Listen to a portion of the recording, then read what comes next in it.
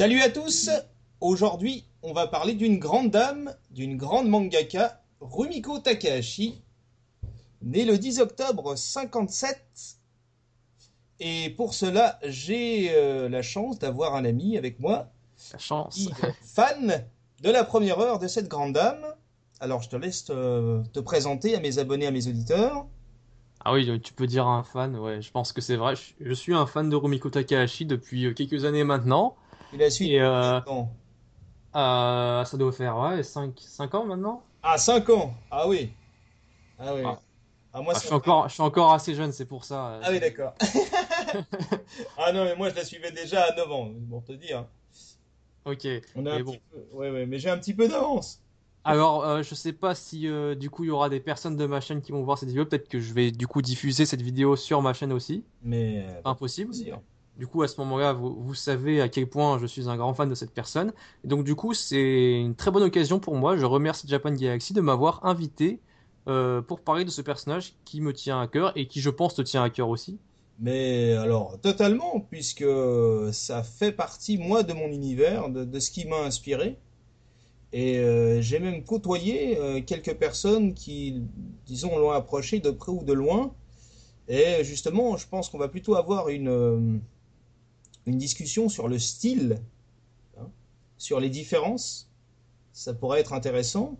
Et sur moi, personnellement, des séries qui, paradoxalement, contrairement à la masse populaire, disons que Radma c'est très bien, mais je pense pas que ça soit véritablement la série qui est marquée. On en discutera, on en discutera.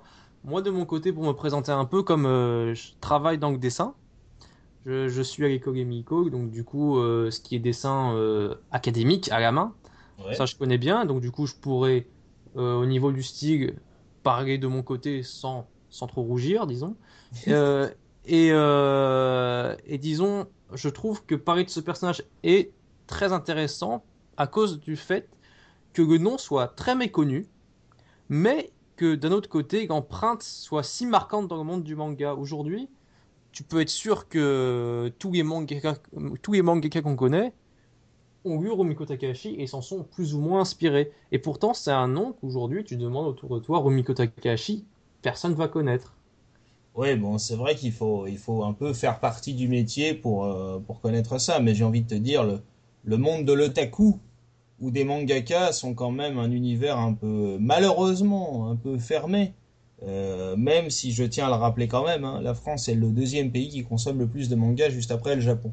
Donc ça a Ouais. tendance quand même à se démocratiser. Oui, mais ce que je voulais dire, c'est que par exemple, Akira Toriyama, à la limite, même Ah oui, sans être oui. forcément un otaku, on peut en avoir entendu parler du nom. Pareil Non pour mais d'autres. Akira Toriyama, on peut pas tellement comparer. C'est le manga le plus traduit au monde.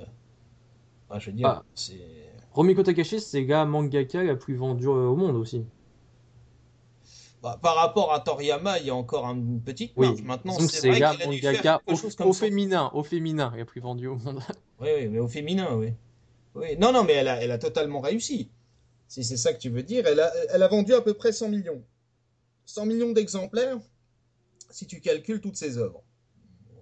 Bon, on va pas faire un débat, on va dire, sur la vulgarité des chiffres, parce que Alors du coup, oui, moi, question chiffre, je saurais pas vraiment dire.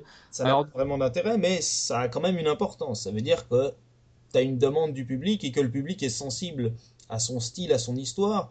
Et justement, je trouve qu'une de ses grandes forces par rapport à certains mangakas, c'est qu'elle arrive vraiment à diversifier son travail. tout à fait. Et c'est d'ailleurs un point qu'on va soulever plus tard et qu'on va peut-être réserver pour la suite, qui est celui des mangaka qui diversifient leur œuvre et ceux qui ne le font pas. Et il y en a pas tant que Et il y ça. en a beaucoup trop qui ne le font pas, je Ouais, je trouve. suis d'accord avec ça. Ouais, je suis totalement d'accord avec ça.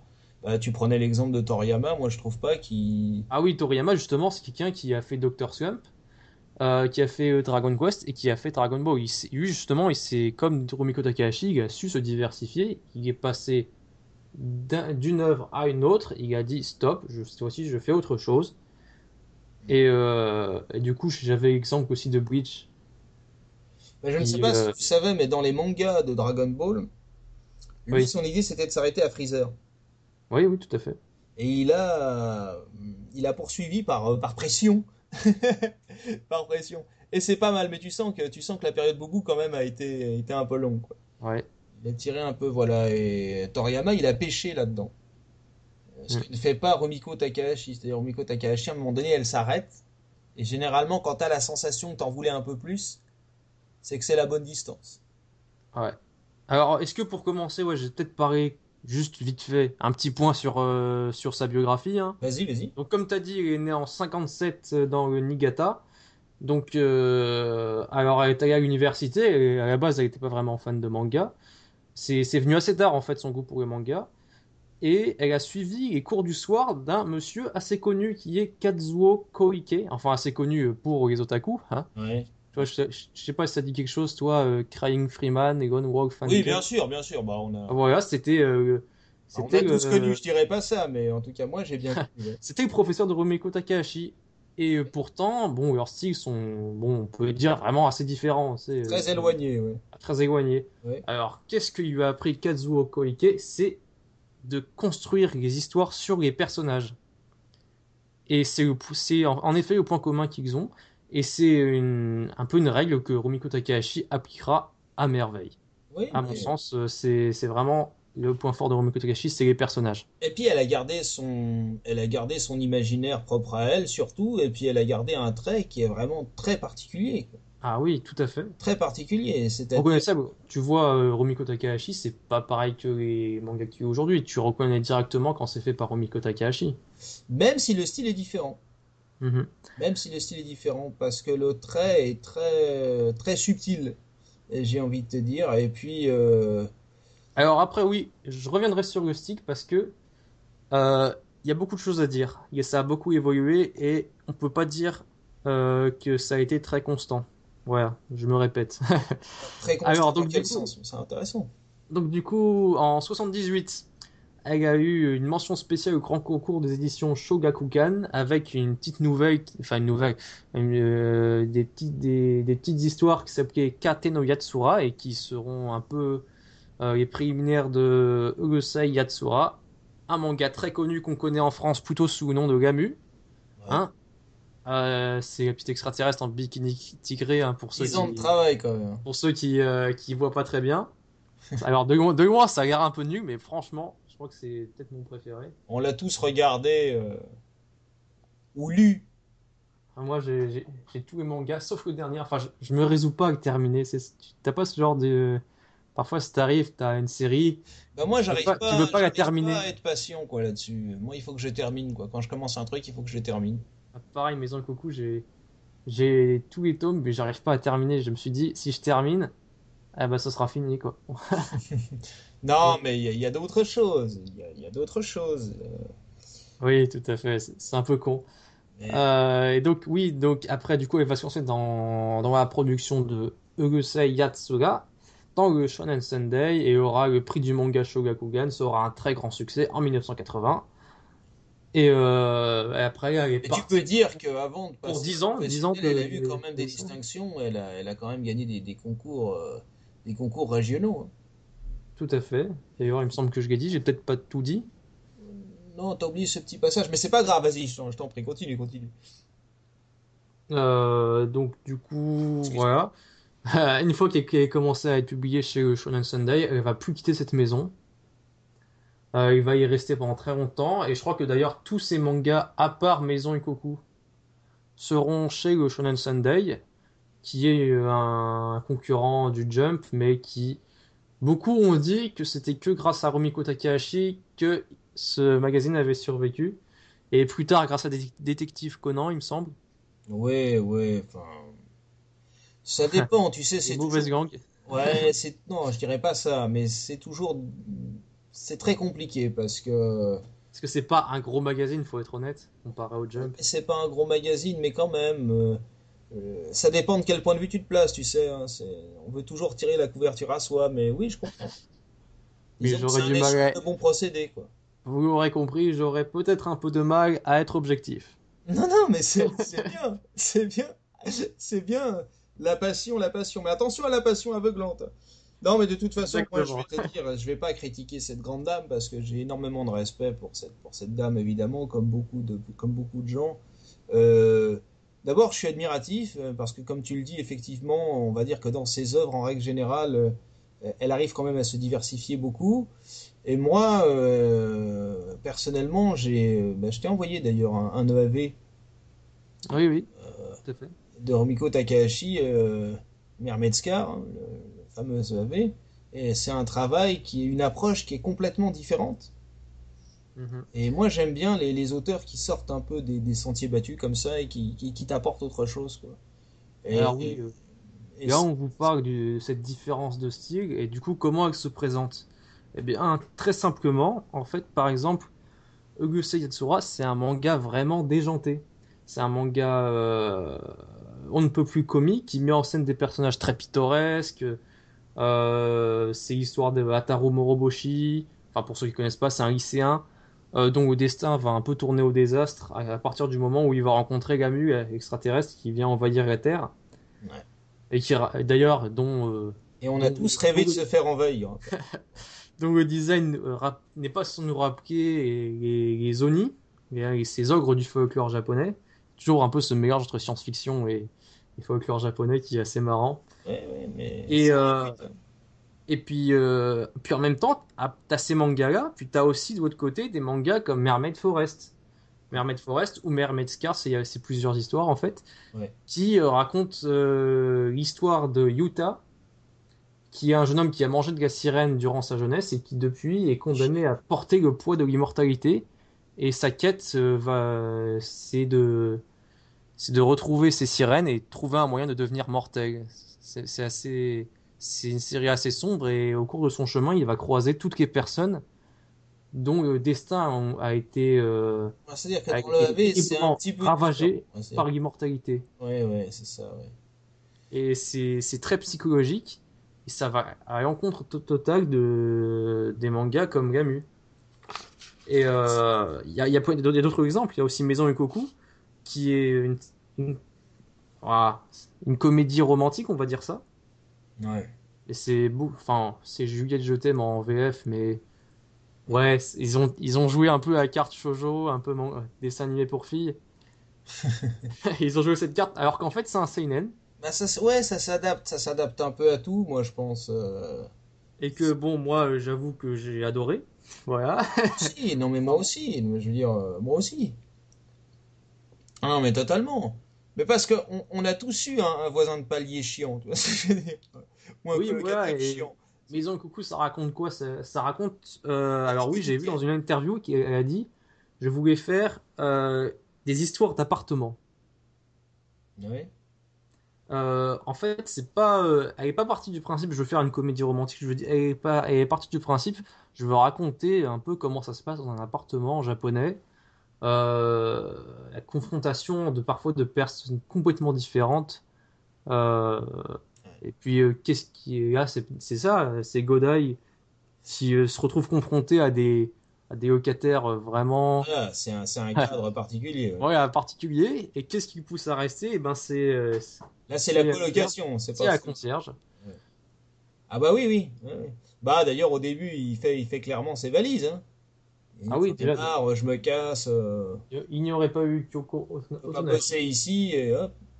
Il ne serait pas resté, mais il va rester pendant 10 tomes. D'un seul coup les yeux du destin font que il décide de rester un petit peu. Et Mais on s'en amuse d'ailleurs, voilà. ça a aussi un côté un peu sombre parce qu'il y a aussi cette histoire de Kyoko qui en fait est veuve Ouais. et qui n'arrive pas à se séparer du souvenir de son défunt mari. Mais est-ce que tu sais si c'est un thème qui touche Rumiko de près ou de loin? Parce que c'est un thème qui revient souvent, hein. Ah oui, enfin, Dans ses œuvres, c'est quelque chose, si tu fouilles bien, tu te rends compte que c'est un thème qui revient souvent, hein. eh ben oui, j'ai remarqué un peu, mais Le proche disparu, etc. Et que derrière, je veux pas faire de la psychologie de bazar, mais tu derrière, peux, vas-y. derrière le côté on profite de la vie, avec on va dire le côté facile ou moins facile, il y a toujours une disparition assez dure et plutôt bien cachée. Et c'est comme s'il y avait un manque derrière tout ça. Et moi, je ne veux pas généraliser, mais je sais qu'il y a beaucoup d'auteurs, par exemple comme Isao Takahata, qui est le grand ami de Miyazaki, Ah, grand homme. qui sont des êtres d'exception et qui a été traumatisé par le bombardement pendant la Deuxième Guerre mondiale, quoi. Donc j'ai remarqué souvent que les grands auteurs avaient tendance à mettre de l'affect personnel ou des blessures personnelles qui transpirent un peu dans leurs œuvres. Alors, Rumiko Oui, Takahashi, on il va faut dire que chercher un peu c'est presque plus, nécessaire dans la BD. Alors c'est moi, un exutoire. je Mais vais, disons je vais qu'avec te elle, c'est dire, plus compliqué parce que faut gratter plus, quoi. C'est moins visible. eh ben, j'ai eu beaucoup d'interviews. D'ailleurs, pour ça, je rends hommage au site officiel des fans de Rumiko Takahashi qui s'appelle furinkan.com, Vas-y. où il y avait, ils font du bon boulot, franchement, je trouve. Ah, mais c'est bien, c'est bien. Et malgré le fait que bon, ce soit des fans un peu, c'est-à-dire c'est plus une personne qui est vraiment au goût du jour, et ben ils tiennent à jour leur site et je trouve ça vraiment bien. Et donc oui, donc du coup ils ont traduit des interviews Mhm. et j'ai pas trouvé de une seule fois où il parle vraiment de sa famille, mais il peut y avoir une explication comme ça. Et ce que je sais par contre, c'est que en fait c'est une auteure tellement prolifique, tellement passionnée, qui travaille tellement qu'elle ne s'est jamais mariée. Et ça force le respect quand même. Elle vit pour son travail. Ouais. Ses dessins, c'est ses bébés, c'est ça. Bah, disons que vivre pour le travail, c'est très bien. Après, moi, je mettrais une nuance quand même. Vas-y. Il y a beaucoup de mangaka qui font le contraire de ce qu'elle fait. Il faut le savoir. C'est-à-dire qu'un mangaka, c'est pas forcément quelqu'un qui a du succès. Je rappelle Ah, bah, toujours ces chiffres. c'est très évident, Non, mais je rappelle toujours ces chiffres à ceux tout qui à fait. veulent devenir mangaka, parce que moi, j'ai eu une vie, on va dire, affective avant d'être stable. Et souvent, les personnes avec qui je sortais, ou non d'ailleurs, que j'ai côtoyé dans mon métier, parce que moi j'en ai connu de près ou de loin, on va dire, ayant travaillé un peu dans le domaine, me disaient souvent, moi je veux devenir mangaka, etc. Et ceux qui deviennent Ah, vraiment à j'en succès, ai croisé aussi, hein, ouais. c'est du domaine du 0,01%. Mm. Je te jure que c'est pas des chiffres inventés comme ça, c'est les chiffres réels, quoi. Et c'est tellement vrai que la plupart des mangaka qui commencent à avoir du succès, la première des choses qu'ils font, c'est sortir de Tokyo et aller à la campagne. Parce que tu as une telle pression de production au niveau des planches qu'ils tiennent pas. Ils fument cigarette sur cigarette et le but c'est pas de se faire karoshi non plus. Donc si Mhm. tu veux, donc karoshi pour ceux qui savent pas, c'est mourir de trop de travail. C'est le terme japonais pour ça. Donc le but si tu veux, c'est de ne pas tomber dans l'excès inverse non plus. C'est une valeur que je trouve très importante, Oui. mais l'excès peut conduire au pire, selon moi. Et Bon, d'ailleurs, tu c'est as vrai. beaucoup d'exemples, voilà. C'est vrai, mais j'ai beaucoup lu que c'était une mangaka. On leur demande d'être très productif, mais qu'elle était particulièrement productive. Non, mais il y en a qui s'épanouissent totalement là-dedans et qui font un choix. Je respecte ça, si c'est vraiment ce qu'elles cherchent, etc. Mais je te dis, il y a des tas d'exemples. Le mangaka de Vagabond, par exemple, ou même Leiji Matsumoto. Bon, ça parlera peut-être un peu plus aux auditeurs de façon plus large, sont des gens qui se retirent dans des petites maisons dans la campagne japonaise et qui sont très bien, voilà. Et qui vont dans des mondanités ou qui vont parfois faire des dédicaces ou alors dans des conventions ou alors dans des conférences. Mais la plupart du temps, Mhm. ils dessinent à la campagne, quoi. Loin, loin du stress. Loin, loin. Mhm. Parce qu'ils ont connu ça pendant 15-20 ans. Tu sais, c'est pas un truc qui te tombe du ciel, hein. Tu sais bien ce que c'est. Enfin, Ah j'espère. ouais. Mais je voulais juste souligner le fait que c'est quand même assez. Je trouve que c'est quand même très rare de trouver une personne qui soit à la fois aussi connue, qui ait autant Aussi de appliqué. popularité et qui à la fois, bah, finalement, soit seule. Surtout une femme. En fait, finalement, c'est peut-être un peu bizarre ce que je dis. Non, mais tu sais, c'est bon. Je trouve ça. Je saurais pas te dire un autre exemple de personnes comme ça. Non, mais t'en as. Clamp, par exemple, bon, c'est pas, elles sont pas forcément toutes en couple, mais c'est la société japonaise aussi qui est faite comme ça, c'est-à-dire que le trop de travail, c'est clair que si le travail est la valeur principale de ta vie et le moteur de ta vie, bah t'as du mal à t'investir ailleurs, quoi. Mhm. Et nous, occidentaux, on a tendance à penser Ouais, que pas pour nous, c'est vraiment, le travail c'est vraiment bien, mais bizarre. il y a la vie privée, quoi. Tu vois? Alors que pour un Japonais, on va dire poussé à l'extrême, le travail c'est sa vie. Mhm. Donc, si tu Et manques de ouais. travail ou que tu travailles mal, c'est le déshonneur, quoi. Oui, je Alors que pense par que exemple, Leiji c'est- Matsumoto te dirait que il faut faire ce que tu es capable de faire. ouais, je pense que c'est encore plus particulier dans le dessin, dans le monde de l'édition de la BD, parce que c'est pas un travail que tu fais pour gagner tes sous, c'est tu choisis délibérément de faire un travail qui sera plus difficile, mais en même temps, tu fais quelque chose qui te plaît. Ce qui est C'est admirable, un choix que dans le dessin, que on est un peu tous amenés à faire, enfin dans mon école, c'est que tu choisis quelque part de faire en sorte que ta vie professionnelle soit dure, mais tu peux vivre de ta passion. oui, oui, bon, honnêtement, au Japon, la vie est dure. Honnêtement, on Mm. parle là d'un. Oui, toi, tu peux parler t'as eu des expériences, t'es déjà allé au Japon. Oui, oui, oui, bon, bah, moi j'y suis allé en vacances, mais j'ai de la chance d'avoir des copains japonais qui y vivent au quotidien. Je pense à Take d'ailleurs souvent, qui fait la navette, qui est marié là-bas, qui construit des maisons au Japon, qui a un architecte, bon, on dirait pas qui est très très connu, mais qui a quand même une petite renommée là-bas. Euh, je connais assez bien, on va dire, la vie à la japonaise, du moins. C'est très bien pour les vacances, mais au quotidien, c'est quand même une pression incroyable. Faut savoir qu'il y a des gens qui sont mariés parce que c'est très codifié, hein, grosso modo. Bon, maintenant un peu moins, mais encore aujourd'hui dans les têtes japonaises, si tu veux, avant de pouvoir, on va dire, procréer, il faut te marier, quoi. Et t'as des couples qui sont mariés Alors, est-ce depuis que c'est 10 jours. choquant? Est-ce que c'est choquant? Il y a pas si longtemps en France, c'était comme ça aussi, hein. Non, mais moi, je te donne un constat. Je suis pas là pour juger si c'est choquant ou pas, je te donne un constat. Mhm. Maintenant, je te dis pas que c'est le cas partout, parce que tu as la nouvelle génération, comme on dit, mais ces couples-là, pour te donner cet exemple-là, ces couples-là travaillent tellement, tellement, 35 heures, sans exagérer, c'est 3 jours de travail au Japon, quoi. T'as des gars qui ne rentrent même pas chez eux. Ils dorment sur place, soit dans l'entreprise, soit pas loin. On appelle dans des petites auberges de quartier, parce que prendre le métro pour revenir et pour repartir, ça leur prendrait trop de temps. Ouais, Ils sont tellement crevés qu'ils font plus l'amour, si tu veux. d'ailleurs, j'ai vu une interview de Miyazaki qui racontait très bien justement que lui, comme il avait une occupation, il devait travailler sur d'autres projets à côté, il devait rentrer. Il était mal vu quand il rentrait chez lui vers 20 heures, alors que normalement, il devait tous passer limite la nuit sur place. Ouais.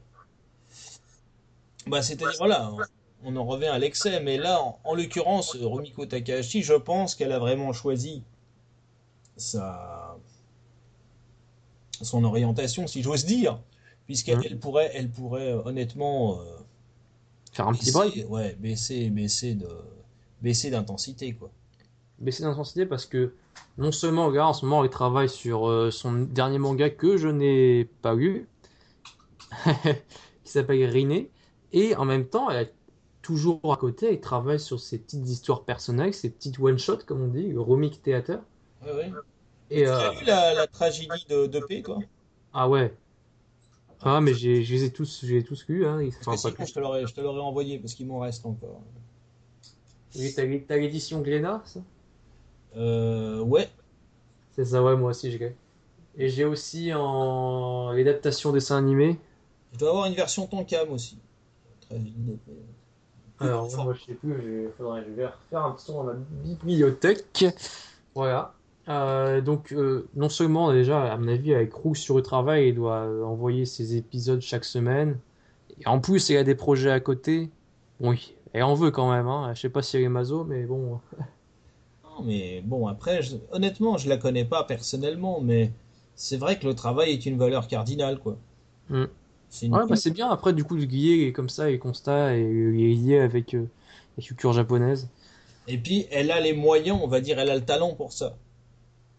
Hmm. Elle a le talent pour ça parce que t'en as beaucoup qui s'enferment dans le même style tout le temps et constamment, quoi.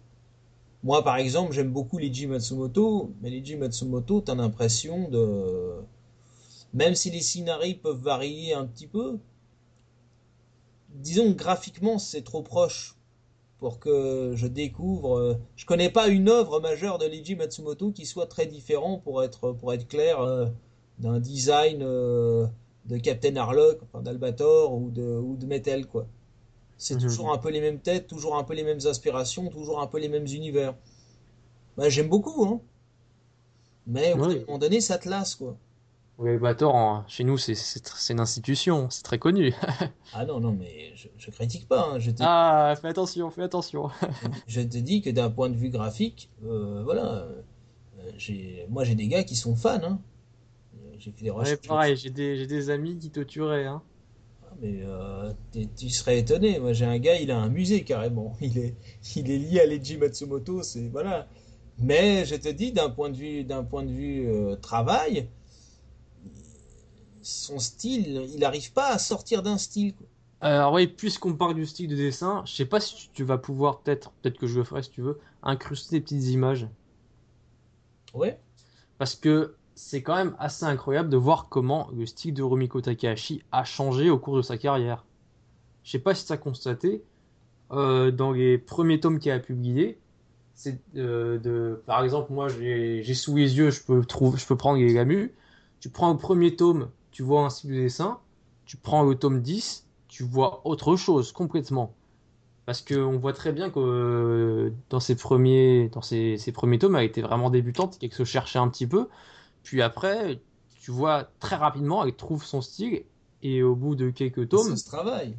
au bout de quelques tomes, elle a un style que je qualifierais vraiment très abouti. Mais même au bout de 10 tomes, elle n'a pas fini d'évoluer parce que après, on peut constater que Tu sais, dans les arts, mais dans le manga plus qu'ailleurs, c'est dans le détail qu'on fait la différence. oui, mais là, c'est assez différent parce que une fois qu'il a trouvé ce style-là que je viens de dire, eh ben, elle a encore changé. Par exemple, au cours de la publication du manga Ranma 1,5, eh ben, on voit qu'au bout d'un moment, Œuvre majeure.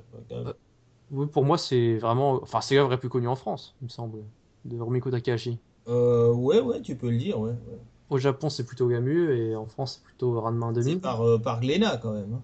Édité par Glénat très tôt, d'ailleurs, j'ai l'édition qui est dans le sens retourné, hein, parce que ça faisait bizarre à l'époque de publier des Glénat, mangas dans le sens original. Donc du coup, ils ont retourné chaque image. ouais, mais Du coup, si tu vous sais que êtes les un peu fan... Japonais se sont battus pour ça a failli pas se faire, hein. Ah oui? Ouais, ouais. Les Japonais se sont battus pour ça et ça a été jusqu'au tribunal. Pour que les images soient retournées? Parce que les Français, non, non, mais les Français voulaient, ouais, les Français voulaient que le sens de lecture soit publié dans leur sens à eux et pas dans le sens japonais. Mhm. Donc les Japonais ont dû se battre jusqu'à la voie judiciaire pour que ça soit publié dans le sens original japonais et pas dans le sens français. Ah tiens donc. Donc voilà, je t'apporte juste cette petite précision, mais je t'en prie. Alors oui, du coup, les petites bouilles rondes qu'on connaît de Rumiko Takahashi, en fait, j'ai remarqué que elle change de style tout d'un coup, puis elle fait des dessins un peu plus carrés. Je sais pas si t'as remarqué. Ouais, un peu. Que si tu regardes un Inuyasha, tu vois des lignes un peu plus brisées. Tandis que si tu regardes un Gamut, t'as plus des lignes courbes. Et je trouve que là, Mais c'est c'est peut-être volontaire pas, ça. c'est peut-être par le fait, il me semble qu'elle ait commencé à prendre beaucoup d'assistants et que du coup, elle a dû simplifier son dessin pour qu'il soit plus facilement imitable. Non, je crois pas, je crois pas. Tu sais, bon, après c'est un débat qu'on peut avoir, hein. Parce que pendant longtemps, elle avait rechigné à prendre des assistants. Mais ils aiment pas ça. Ils aiment pas prendre des assistants généralement. Ouais, mais t'es un peu obligé hein, Au bout dans le d'un monde moment donné, d'aujourd'hui. t'es obligé, mais on parlait de Leiji Matsumoto. Leiji Matsumoto disait, moi je design tous mes persos, à la limite je laisse les fleurs des kimonos à mes assistants, quoi. Mhm. Mais c'est moi qui design le perso. Ils sont très... Parce que c'est une œuvre personnelle. Donc, ouais, s'il y a des fans d'Inuyasha, je suis désolé, mais par exemple, je trouve qu'Inuyasha, c'est carrément moins bien dessiné que Maison Ikoku. Ouais, c'est pas le même style, c'est pas la même... Pourtant, ça a été fait bien après. Oui, ouais, mais justement. Mais c'est pas le même style. Moi, je vais te dire, je vais peut-être te choquer, hein, mais moi, je préfère les œuvres d'avant que celles qui sont faites maintenant. Personnellement. Ouais, oui, c'est ce que je viens de te dire, même. Et non, mais justement.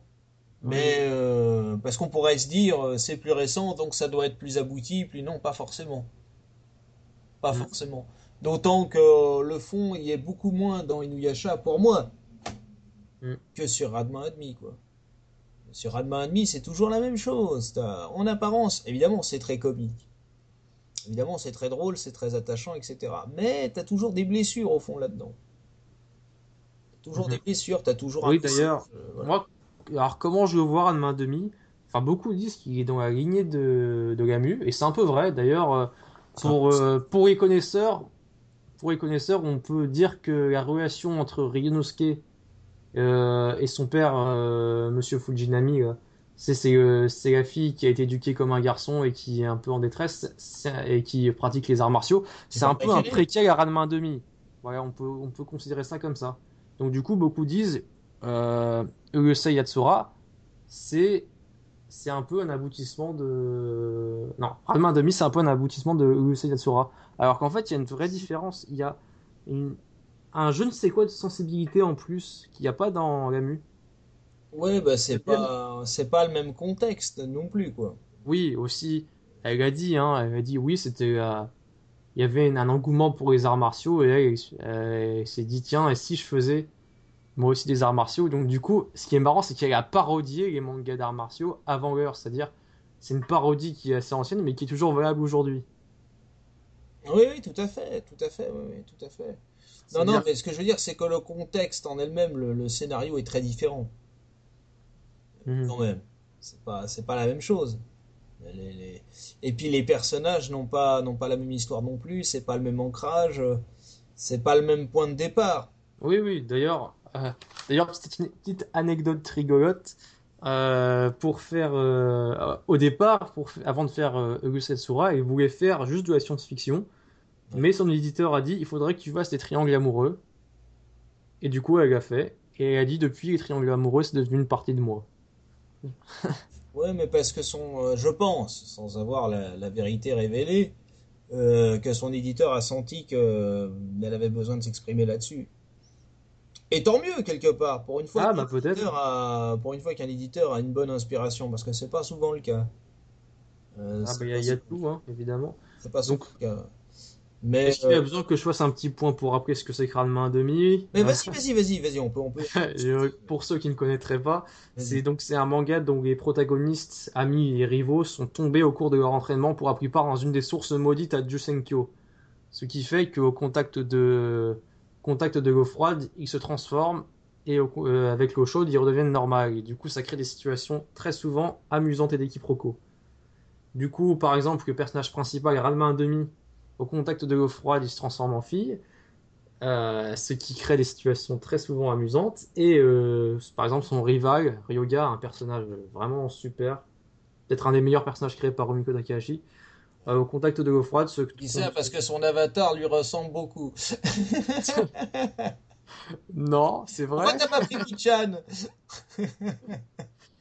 Et qui se transforme en un petit cochon noir que vous avez sûrement tous déjà vu, rien que dans le décor du joueur du grenier, hein, Oui, pour ceux qui n'ont pas remarqué.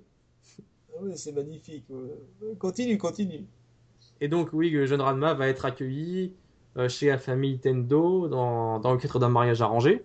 Hein, une chose qui est qui nous rappelle bien l'univers japonais. Hein. Ouais. Bon, c'est moins le cas maintenant. Oui, oui, mais ça, Mais à l'époque, c'était encore c'est assez traditionnel, classique. c'est une tradition.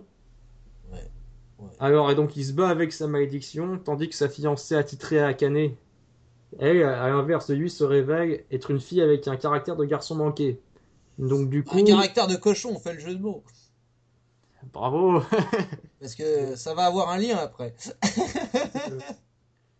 Donc, du coup, alors, est-ce qu'on peut dire que ce manga parle de troubles identitaires? Pour moi, c'est carrément le cas. Ça parle vraiment des troubles identitaires chez les jeunes. Enfin, c'est un manga comique, ok, mais en substance, est-ce qu'il n'y aurait pas un peu ça? Il n'y aurait pas un peu Ranma en quête de sa masculinité et Akane en quête de sa féminité? Non, moi je pense qu'il veut la retrouver. Oui, justement, Cette c'est ça. masculinité, il veut la C'est retrouver parce qu'il est en ça manque. son but du début à Il la sait où fin. elle est. Du début à la fin, c'est il veut devenir un homme. Il veut redevenir un homme. Mais en fait, Et il souffre de sa malédiction. voilà, c'est-à-dire que pour moi, il a jamais oublié ce que c'était, quoi. C'est-à-dire que même Hmm, Amphi, il s'imagine pas Amphi 2 secondes. Il hmm. s'imagine Amphi quand tu dois jouer avec ça, pour obtenir, entre guillemets, des faveurs ou des informations. Comme certaines filles peuvent le faire en usant vulgairement de son charme. On sait tous à quoi ça ressemble. On sait tous à quoi ça ressemble. Mais je pense pas qu'il ait oublié. Ah Justement, non, non, oui, tout à fait, c'est pas ce que je voulais dire. tu vois ce que je veux dire? Je pense que justement, il ne rêve que de ça parce qu'il sait très bien ce que c'est et qu'il se considère comme un homme du début à la fin, qu'il soit une femme ou pas. Mhm. Et oui, du coup, c'est marrant parce que t'as Akane qui est Tandis inverse. que son père, en panda, t'as l'impression qu'il s'en fout un peu, quoi. Ah oui, ça il va très bien, il mange du bambou, À il la dort. limite, bon, des fois ça l'embête un peu, mais sinon pas plus que ça. Tandis que Ranma, tu sens vraiment que ça le.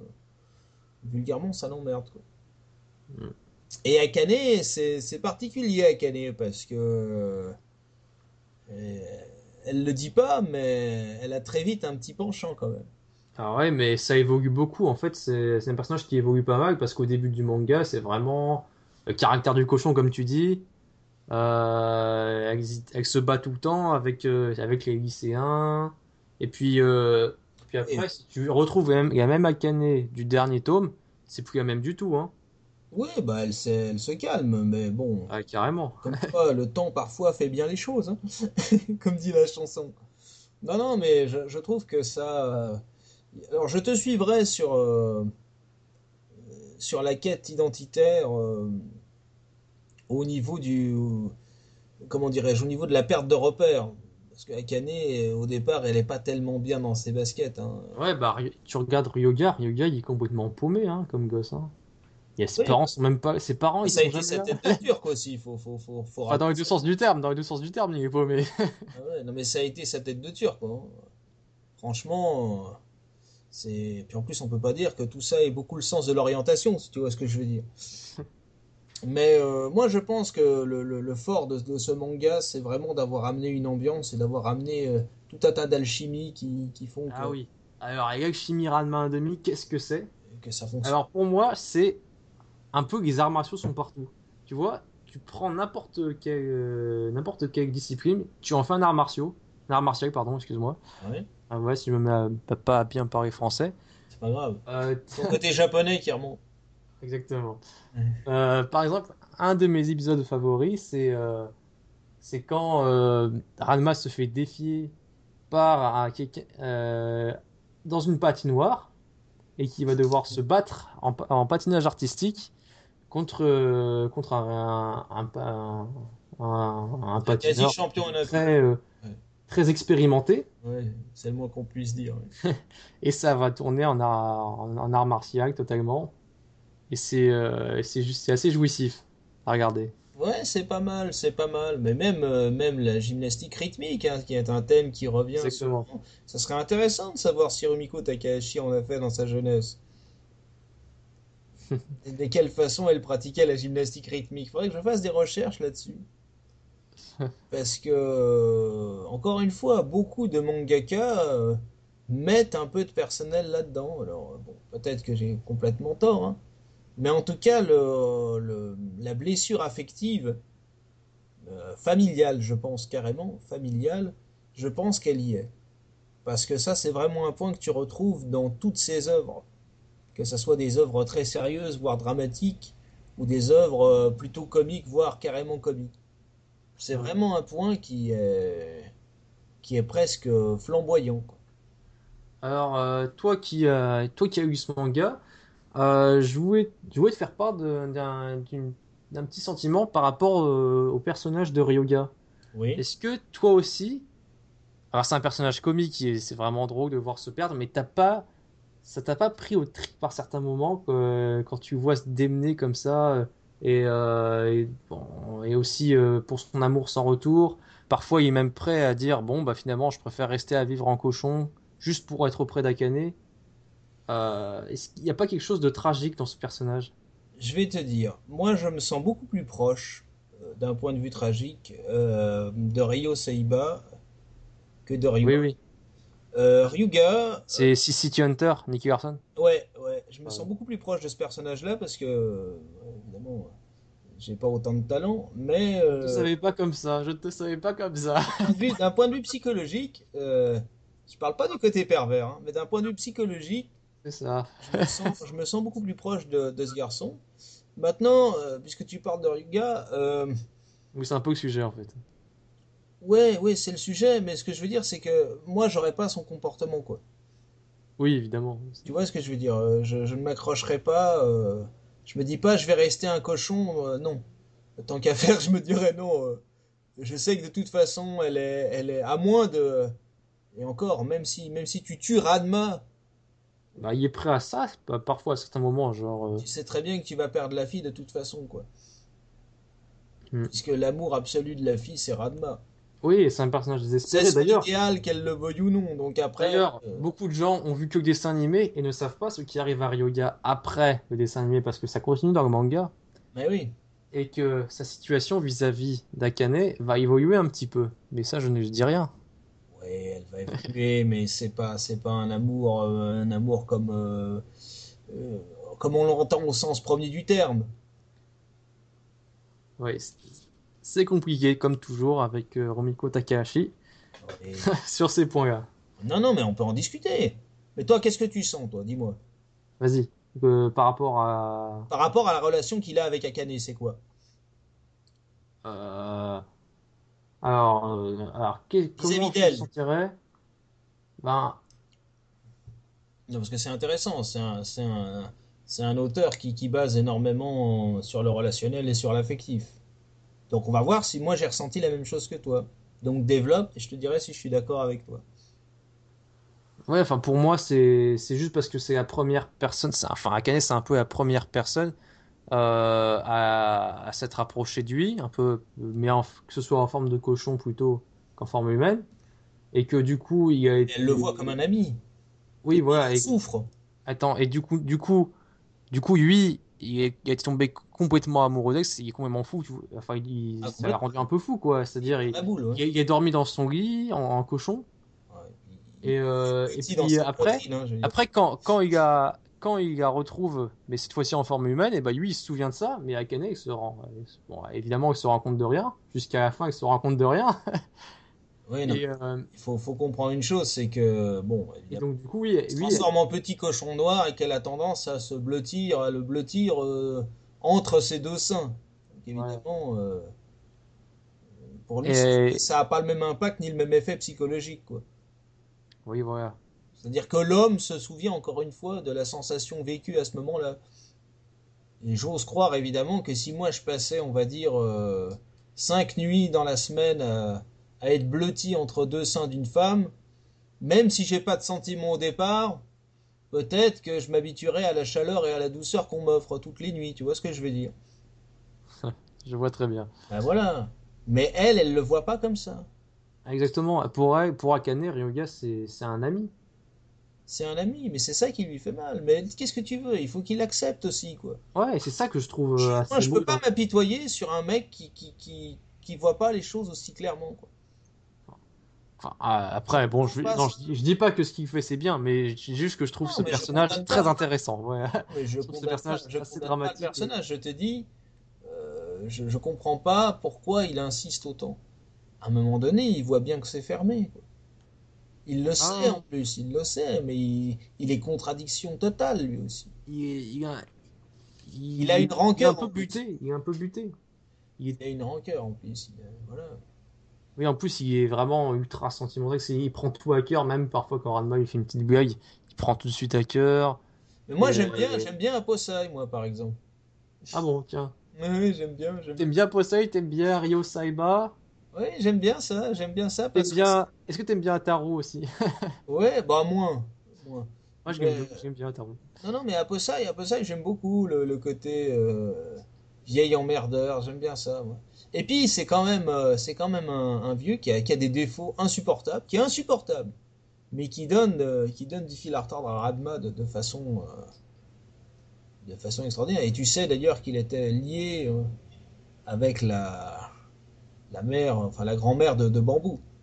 Ouais, Cologne, exactement. Ouais, ouais. D'ailleurs, il y a quelque chose d'assez marrant qu'on peut constater dans tous les mangas de Rumiko Takahashi, c'est le rôle qu'ont les personnes âgées. Enfin, âgées ou moins âgées, c'est-à-dire les adultes. Ouais, mais bon, ça c'est On très. remarque que dans chacun de ces mangas, c'est un peu aux jeunes de se débrouiller et que les adultes, c'est un peu des boulets, c'est les quatrième roue des carrosses. C'est très juste, tu remarqueras que les personnes âgées, très souvent, alors même si elles ont leur trait de Oui, caractère un peu différent, sont des personnes qui sont basées au-dessus. oui, Qu'on le veuille ou non, ce sont des êtres qui guident la jeunesse d'une certaine manière. oui, c'est une relation directe Et ça, c'est une de valeur la personne fondamentale âgée de l'esprit aux japonais. jeunes. Ça, c'est une valeur fondamentale de l'esprit japonais. Mm. C'est-à-dire le respect de l'âge, le respect de la profession, etc. Bon, Par évidemment. contre, les parents sont toujours un peu demeurés, que ce soit dans Gamu ou dans Ranma, même dans Maison Ikoku, hein, d'ailleurs, maintenant je me rends compte. Les adultes, c'est toujours un peu des poids lourds. Et par contre, les personnes âgées, ils créent le lien avec la jeunesse. Mizai Kuku, je vais revenir dessus, mais souviens-toi dans quelles circonstances elle arrive dans la pension en question. Pourquoi elle arrive dans la pension en question? Parce qu'il y a un décès. Mhm. Encore une Exactement. fois, on en revient là-dessus. Moi, je trouve que c'est intéressant de trouver l'origine de ce mal-là. Je suis sûr que c'est une thérapie, quoi. J'imagine, hein. C'est une thérapie, tu sais, pour beaucoup Si tu d'auteurs. veux, t'auras du mal à trouver beaucoup de mangas sans qu'il y ait de mort. Non, mais je veux dire, c'est toujours des morts particulières qui touchent un noyau familial dans une situation précise. Ah, non, ça vaut le coup de chercher, t'as raison. Donc c'est quand même assez particulier et assez même chirurgical cette façon de voilà. Mais sinon le reste est absolument, enfin, c'est magnifique quoi. Franchement, il y a rien à dire de plus sur cette grande dame. Sinon lui souhaiter une très longue vie, Oui. surtout. Alors, il y a un dernier point, peut-être, que je voulais aborder avec toi, qui est celui de l'héritage de Rumiko Takahashi. Alors, par exemple, on sait très bien, par exemple, que je sais pas si tu connais Kimagure Orange Oui, Road, bien je sais pas, sûr. je prononce très mal évidemment, Kimagure, qui Kimagure Kimagure.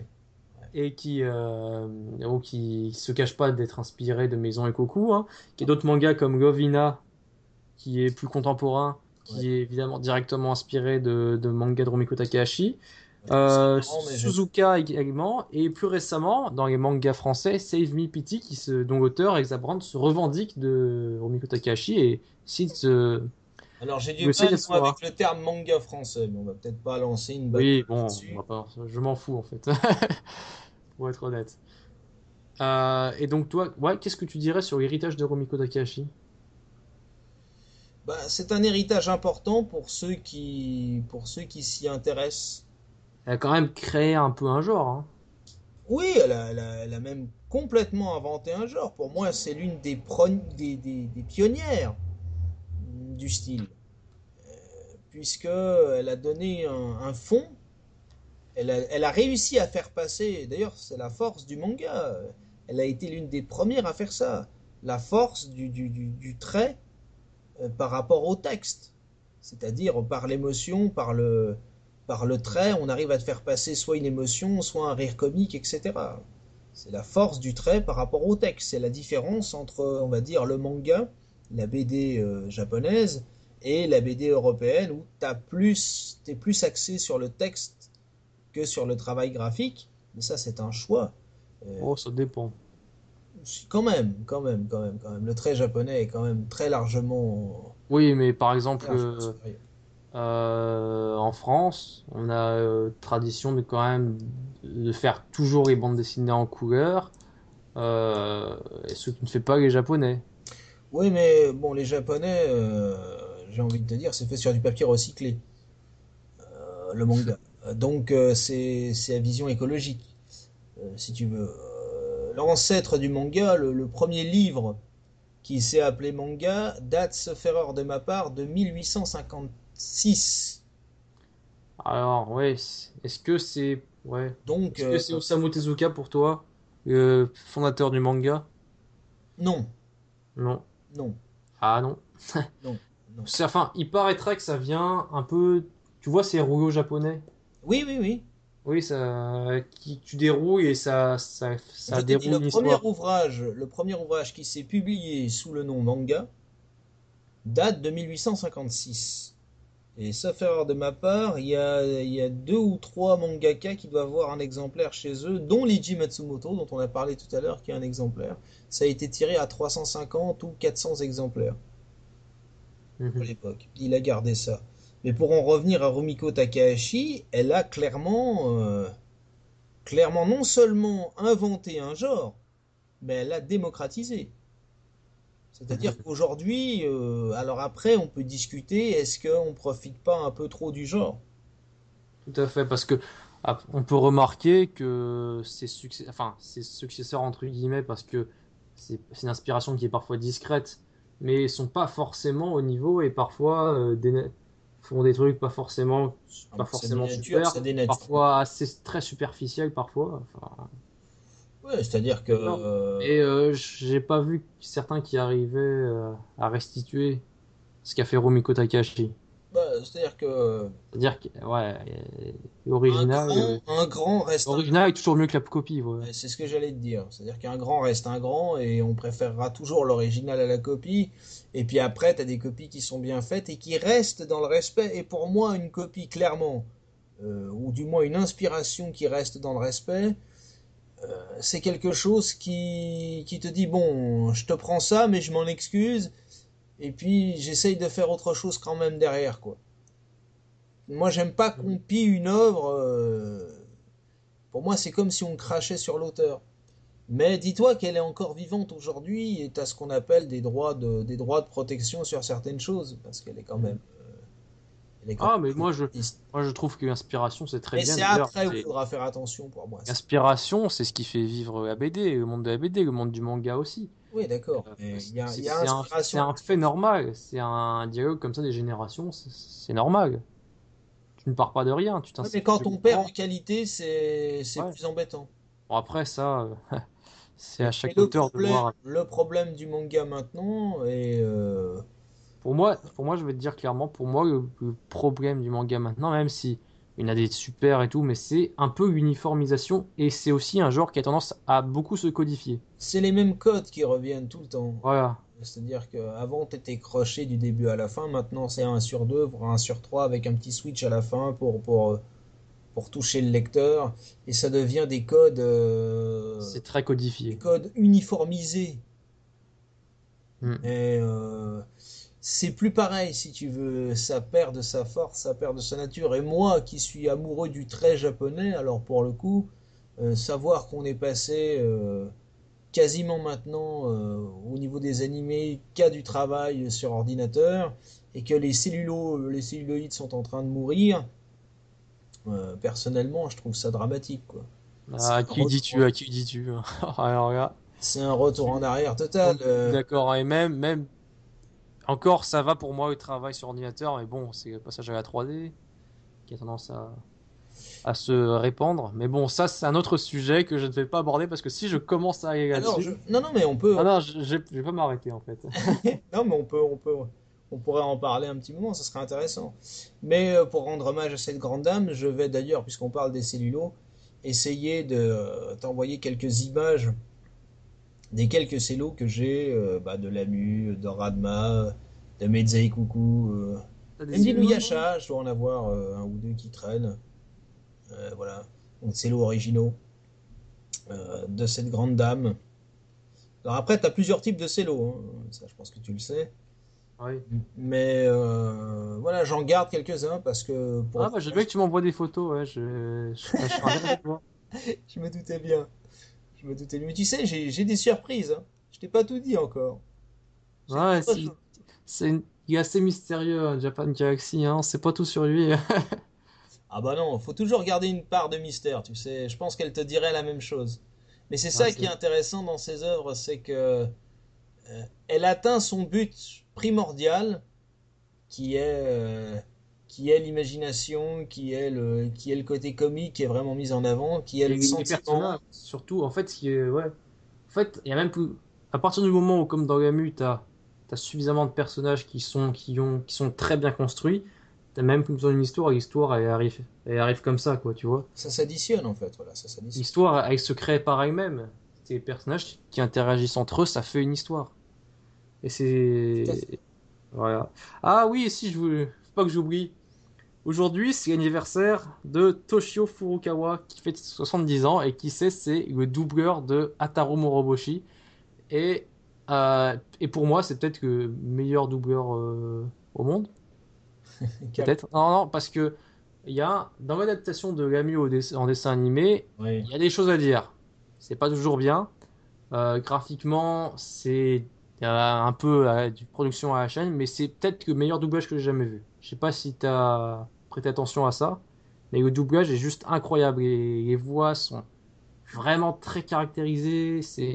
Il y a eu des très très grands doubleurs, Et voilà. Toshio Furukawa d'ailleurs, on ne connaissait pas vraiment, mais Et tu sais qu'au Japon, c'est considéré comme un ben, métier et certains doubleurs sont carrément des oui, stars là-bas. c'est Seiyu d'ailleurs. Ouais. D'ailleurs, aujourd'hui, Toshio Furukawa, certains le connaissent pour son travail dans One Piece, Ouais. un manga beaucoup plus connu et que je suis sûr que nos auditeurs connaîtront. Ah oui, oui, non, mais moi, One Piece, j'aime beaucoup moins, mais j'ai pas envie de Oui. me faire des ennemis. Mais One Piece, j'ai du mal à accrocher, voilà. Alors, les premiers tomes, j'ai lu, j'ai trouvé ça sympathique, mais après, j'ai très très vite décroché, quoi. Voilà. Pour moi, c'est D'ailleurs, sans comparaison. est-ce que tu as vu les films sur Gamu? Oui, oui, bah, j'ai vu tous les films, moi. Et parce que, Enfin, tous tu les... sais, en général, quand tu as un dessin animé, puis après tu as des films qui arrivent, c'est fréquent. Mais en général, c'est un peu du fan service. Et là, c'est des trucs assez incroyables. C'est des trucs vraiment très ambitieux. D'ailleurs, on retrouve un nom d'une personne sûrement connue du monde du manga, que tu dois sûrement connaître, qui est celui de Mamoru Oshii, Ouais, bien sûr. qui est celui qui a fait Ghost in the Shell. Et lui, il a travaillé chez Gamu dans le dessin animé et dans la production de la série et dans la production du film. Tu sais que Et comme il tu nous a parlais de Ghost sorti. in the Shell, petite anecdote, tu sais que le premier doublage de Ghost in the Shell qui a été fait, Mhm. la voix de Kusanagi, c'était la voix de la doubleuse de Candy. J'ignorais. Et les producteurs ont été tellement indignés qu'ils ont prié de refaire le doublage de la voix de Kusanagi, sinon on aurait pu avoir la voix de Candy sur les bancs. Tiens, j'ignorais. C'est la Oui, petite donc, anecdote. attends, je termine. Il nous a sorti un petit bijou qui est Beautiful Dreamer, et Ouais. qui est un film sur Gamu, mais qui reprend complètement l'univers de Mamoru Oshii. Ce qui prouve bien d'ailleurs ce que je disais il y a pas longtemps, c'est qu'une fois que tu as créé, t'as les personnages, tu peux faire ce que tu veux avec. C'est ça qui est incroyable aussi. Et c'est vraiment un film que j'ai adoré. D'ailleurs, même, il a pas mal des films. Enfin, le dernier, le sixième, est un peu en dessous. Ouais, c'est souvent comme ça, quoi. Mais, ouais. Mais il y a des films ils sont vraiment géniaux. Le quatrième, Room the Forever, il est assez étrange, mais il est génial. Le meilleur, c'est le cinquième. Bon, bref. Mais en tout cas, c'est des films. C'est pas. D'habitude, quand il y a des films sur les mangas, c'est Bah, du fan service. Mais généralement, là, c'est vraiment des trucs ambitieux, c'est des trucs bien foutus. ouais, généralement, c'est des, bon, c'est un autre style qui n'a rien à voir, mais tu prends les films de Death Note, par exemple. C'est du copier-coller de série en ultra condensé, etc. Ça n'a pas d'intérêt. Tandis que là, c'est vraiment des films qui apportent une nuance. Moi, je trouve ça bien. Mhm. Je trouve ça bien. Bon, D'ailleurs, est-ce que tu as un c'était. mot de conclusion pour cette grande dame? Voilà, faut que mot de conclusion. Dire que j'aimerais bien la rencontrer. Séance de Non. dédicace? Ah, voilà. Ah, tu sais qu'il y a Akemi Takada, la Cara Design, qui est. Mais dans Qui ton trait, tu t'inspires quand même pas mal. Elle t'inspire. Ah, ouais, tout à fait. Hein, Ouais, on peut dire justement, ça. la Cara Designer de Rumiko Takahashi Ouais. va, il me semble, en Belgique cette année, à la convention. Je sais plus comment il s'appelle, la convention. C'est Et quoi? du C'est coup, le Japan Expo belge ou quoi? voilà. Du coup, Ça si doit être j'avais ça. la chance d'aller en Belgique, j'irais la voir. Ça Voilà. doit être ça. Non, bon, bref, pour finir, bon, c'est quand même, c'est quand même un grand nom. Voilà, qu'on se devait de faire un peu plus connaître. Oui, Parce parce que qu'elle le mérite. oui, oui, c'est ça, c'est qu'elle le mérite, et puis c'est un nom qu'on a tendance à oublier aujourd'hui. Voilà. Et de toute D'une façon, part, faut pas oublier les fondamentaux. oui, mais bah, c'est ça le problème entre guillemets. Bon, moi, je vais pas donner des leçons de morale, ça fait toujours un peu vieux con quand on parle comme ça, mais c'est ça un peu le problème de la On nouvelle fait pas, on génération. s'y habitue au bout d'un moment. Ouais, non, mais je veux dire, c'est ça le problème de la nouvelle génération, c'est-à-dire qu'ils connaissent très très bien, malheureusement, j'ai envie de dire, des trucs comme Naruto, des choses un peu basiques comme ça, et qu'ils en oublient les grands noms et la base quand même, quoi. C'est-à-dire que tout ça, c'est possible que parce qu'il y a eu des grands noms avant. C'est pas Mhm. arrivé comme ça, quoi. Après, après, c'est pas non plus le même message. Le manga est, enfin, pour finir sur une note un peu négative, le manga est en train de décliner un peu quand même. Hein. Ouais. Ça a plus la même saveur qu'avant. D'où Bah, l'intérêt de rendre hommage à cette grande dame qui reste l'un des grands noms et qui restera l'un des grands noms. Et qui on peut reste encore citer d'ailleurs Isao productive. Takahata, on peut citer Hayao Voilà. Miyazaki, on peut D'ailleurs, oui, citer... le déclin dont tu parles peut être mis en lien justement avec la fin de Miyazaki et de Takahata. Ouais, bah, c'est-à-dire Bah, que c'est un peu un jour à marquer d'une pierre blanche, voilà. Une fois que tu as pris Miyazaki, ça ferme quelque chose, quoi. bah, ça a changé, mais qu'est-ce que tu veux? Le temps fait son œuvre aussi. Voilà, bah c'est la nature des choses. Ouais, mais bon, après, c'est toujours difficile de taper. Moi, je peux être critique aussi avec ce qui est en train de devenir, ce qui est en train de devenir Ghibli et les productions aujourd'hui, mais tu peux pas demander à son fils d'avoir le talent de son père, quoi. Oui, Le talent est pas forcément héréditaire, et quand bien même il serait héréditaire, c'est pas le même personnage, c'est pas la même époque, c'est pas la même sensibilité. Tu vois, on est tous des entités individuelles, mhm. pour reprendre un terme d'Augustin in the Shell, quoi. Mais c'est la vérité. Oui, enfin, et aussi, je voulais dire qu'il faut pas généraliser quand même dans les productions récentes. J'ai vu des trucs quand même pas mal, même si j'avoue ne pas suivre de très très près. J'ai vu des trucs qui m'ont bien plu. Non, mais il y a toujours dans une masse de production deux, trois choses qui sortent du lot. Et d'ailleurs, j'ai vu un dessin animé, ça m'a bien fait rire. Donc le style m'a vraiment rappelé celui de Rumiko Takahashi, le style graphique. C'est Seven Deadly Sins, je sais pas si tu connais, ça m'a fait vraiment penser. Ouais, ouais. Ouais, Enfin, c'est pas mal. j'ai vu le dessin animé, et le dessin animé, j'ai trouvé rigolo, j'ai bien aimé. Enfin, je n'ai pas trouvé que c'est une mauvaise production. Et le style graphique, c'est un peu les bouilles rondes et tout. Ouais, ça m'a fait vraiment penser à du Rumiko Takahashi. Non, mais il y a des Cara trucs. design. Bon, il y a des trucs, mais si tu veux, bon, des trucs comiques, il y en avait plein, quoi. Il y a Mister Hajuko, par exemple, il y avait le petit chef qui était très très drôle aussi, dans le style gastronomique, on va dire. Bon, bah, ceux qui connaissent évidemment Kimangumi, Kimengumi, ah, je me les on suis avait tous ri refaits. Je sur me les suis tous refaits il y a une semaine, et c'est bon. ah, c'est absolument fabuleux, quoi. On rit, et d'ailleurs, le... Même si je dirais que Gamu reste encore plus drôle, pour moi. Mais ça, c'est personnel. ah, pour moi, non. Pour moi, non. Mais Lamu, bon, tu me diras, dans Kimangumi, il y a aussi du sentiment. Mais la mue, c'est quand même plus axé sur le sentiment, sur le côté un peu. Voilà, le gars, tu sais pas trop, il ose pas trop, il est un peu timide comme ça. Bon, puis tu sens que parfois il est un peu mené en bateau comme ça, tandis que bon, Kimangumi, tu sens vraiment que ça part en live, quoi. T'as même des parodies à un moment donné. C'est le premier Oui. manga du genre où t'as carrément des parodies qui sont clairement énoncées, quoi. Mais t'as C'est vu sûr. celle la parodie Kimengumi des Chevaliers du Zodiaque? Ouais, ouais, bien sûr, bien sûr, Il y a un manga qui est sorti comme ça, qui reprend les personnages du collège Foufoufou bien sûr. de Mais Kimengumi, mais qui le met dans l'univers des Chevaliers du Zodiaque. Et bon, j'ai pas lu. dans les mangas ou dans les animés, on va dire mi-générationnel, t'as Fooly Cooly qui reprend un peu le même trip en faisant des parodies un peu. Ah oui, et pour dire à quel point c'est quand même marqué au Japon, parce que on connaît pas du tout en France, mais au Japon c'est une institution.